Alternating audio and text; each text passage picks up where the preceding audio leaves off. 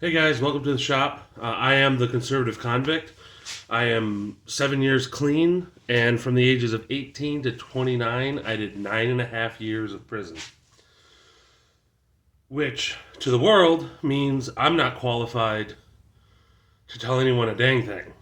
But more and more, what you're seeing out in the real world is more and more men are coming out of prison really wanting to change and not having the knowledge or the resources to be able to do so. So my passion has been to help other men get out, stay out, and become contributing members of not only society but their family. The biggest thing that I've heard talking to men while I was in and while I was out is them not having a father. These men were never taught how to properly be men. They may be physically grown, but mentally they're still behind the pack for their age or their social group. So, if we want to stop this cycle of fatherless home, they go to prison, fatherless home, they go to prison, then we need men to stay out. We need you to stay out if you were in prison. Because, yes, society can always use another contributing member. Your kids ain't never going to have another father. So I'm going to make a 5 video series about the 5 things that I did in order that led to my breaking out of the recidivist statistic and becoming a father to my children. The first thing is accountability. You can't just hold yourself accountable for the bad. You also need to hold yourself accountable for the good. But what you need to start doing is just holding yourself accountable. Once you start holding yourself accountable, you're going to, in public, you'll start holding yourself accountable in private. And when that comes together, you'll start to see that people are looking at you differently. Friends that used to get you in trouble, friends that used to use dope with, get high with, friends that would ask you to, hey, let's go break up in someone's house, let's go beat this guy up. They're less likely to go ask you those things because you're going to hold yourself accountable now. So you start getting a better friend group. Your family starts trusting you more. And that gets you down the road one more step.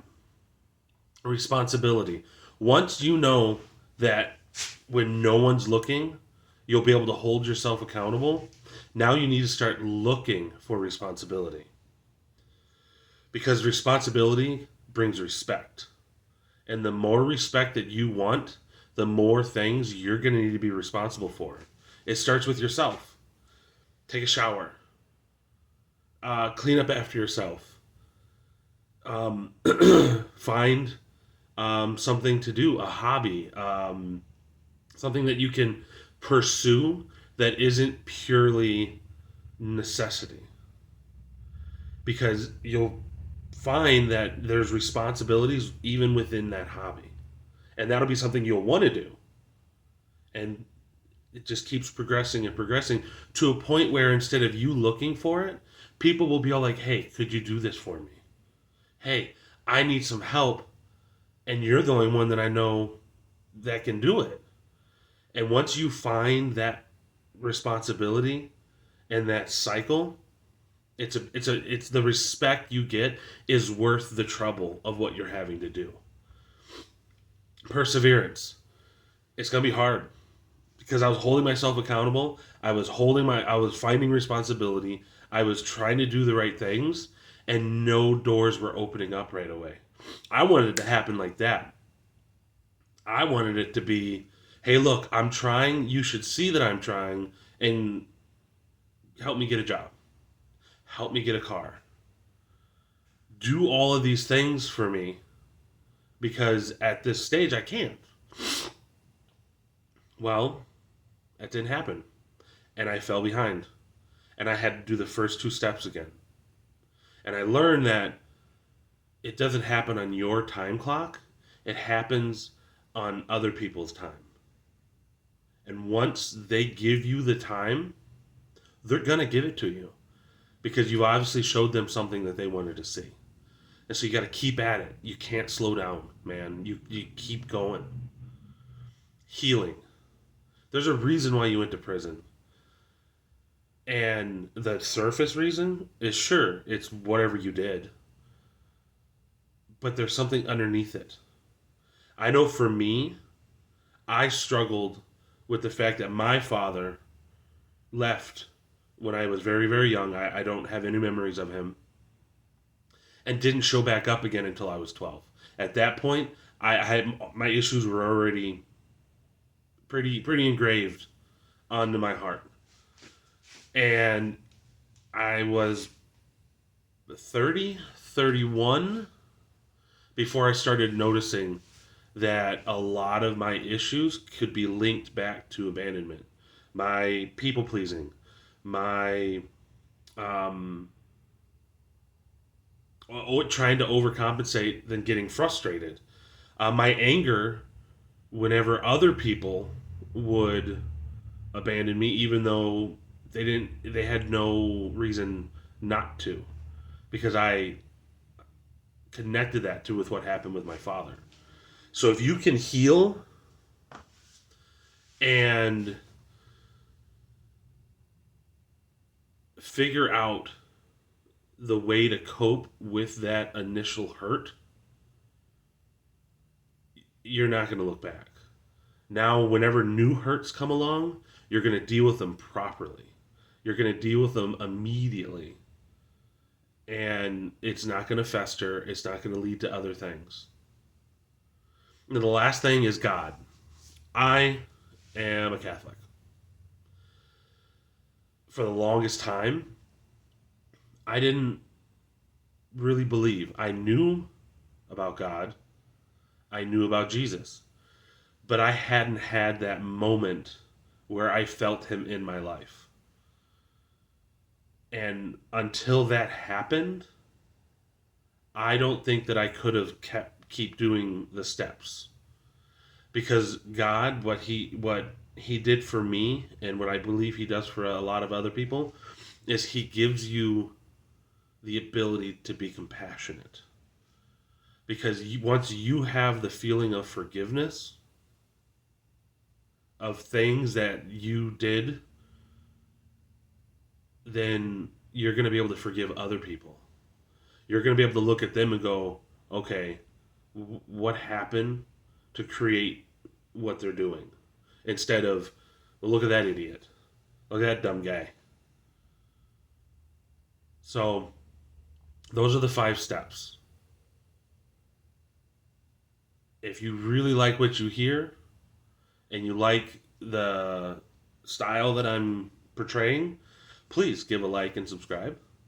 And I would really appreciate it that if you know anyone that's hurting, anyone that's going through the same thing, shoot them this video and comment their name or have them comment their name, and I will be in contact.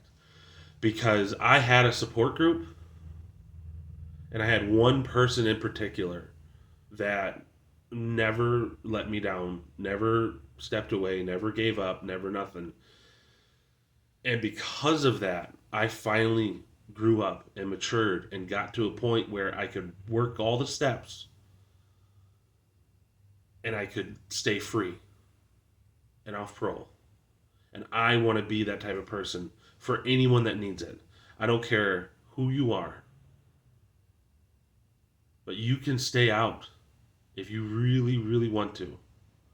And you got to put in time and effort. I went from being homeless, drug addict, alcoholic, to now I'm not rich. I don't have a ton of money, but I'm happy with what I got. I do my woodworking. I spend time with my girls. I go to work. I do some leather work here and there.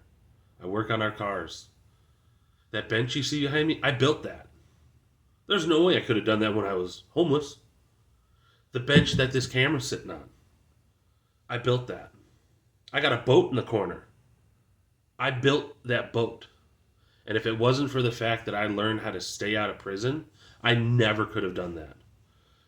I wouldn't have had time or the tools or the money to do any of the things that I've been able to accomplish. And I am so grateful for all the opportunities that have been given to me before then and now. And if you want to have that grateful feeling, if you want to have that hope and joy in whatever you're doing,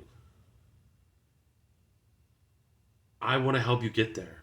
I want to help you reach that next level, that next step in your life journey, so that you can get to that hope and happiness. I appreciate you guys watching. I hope to see you guys around, and have an amazing day. If we're going to change the world, we got to change ourselves.